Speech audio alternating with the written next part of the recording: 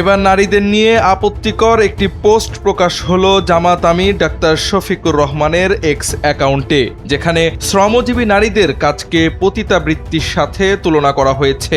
এই ঘটনা দেশব্যাপী নারী সমাজের মধ্যে তৈরি করেছে ব্যাপক উত্তেজনা, নিন্দাও করেছেন অনেকেই। যদিও জামাতের অফিসিয়াল দলীয় পেজ থেকে দাবি করা হয়েছে আমিরের অ্যাকাউন্ট হ্যাক করে এমন অশালীন মন্তব্য করা হয়েছে। এ ঘটনায় তাৎক্ষণিকভাবে জামাত আমিরের ফেসবুক আইডিতেও দাবি করা হয়েছে হ্যাক হওয়ার বিষয়টি। এ নিয়ে রোববার ভোর 4টার দিকে রাজধানীর হাতিরঝিল থানায় একটি ডায়েরি করেন দলটির নির্বাচন পরিচালনা কমিটির সদস্য ও ছাত্র শিবিরের সাবেক সভাপতি সিরাজুল ইসলাম। অ্যাকাউন্ট হ্যাকের অভিযোগ করা হলেও মাত্র কয়েক মিনিটে পোস্ট ডিলিট করা ও হ্যাক অ্যাকাউন্ট ফেরত আনার কথা বলা হয়, যা নিয়ে আপত্তি জানিয়েছেন অভিজ্ঞ অনেকেই।